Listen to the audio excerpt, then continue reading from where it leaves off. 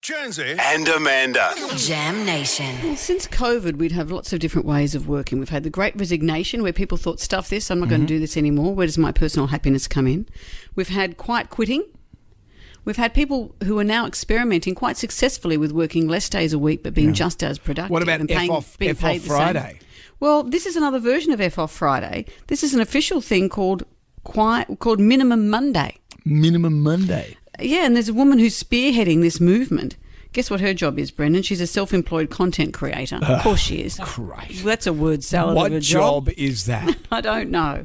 But she has said that after spending Sundays mapping over her week as to what lay ahead, she'd get stressed. And she decided, you know what, I'm just going to do the big tasks on Monday.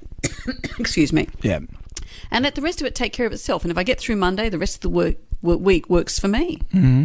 Well, the old saying is you never buy a car that's made on a Monday or a Friday, because that's when they're not going to do the greatest work. You know, the guy that's putting the ABS brakes in on a Monday has got a hangover and he's not into it, so he's going, I couldn't be bothered doing that properly. So if you get a Wednesday car, you know you're going to get a good car.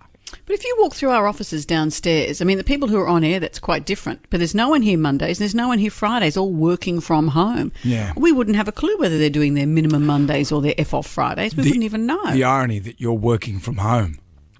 I am working from home, but I'm actually working. How Yeah. freakish that I've got to open my mouth and talk and think, more or less. Yeah, but you look at it, the kids these days, they're living a charmed life. You know, when I Well, you know, started in this job, I used to have to work 50 hours a day to get to where I am. 50 now. hours a day. I would work 50 hours a day. But we're saying we don't want to do that anymore, and that's fair enough too. We're much more across the work-life balance. Well, I'm than not we used to saying be. that. I'm working hard.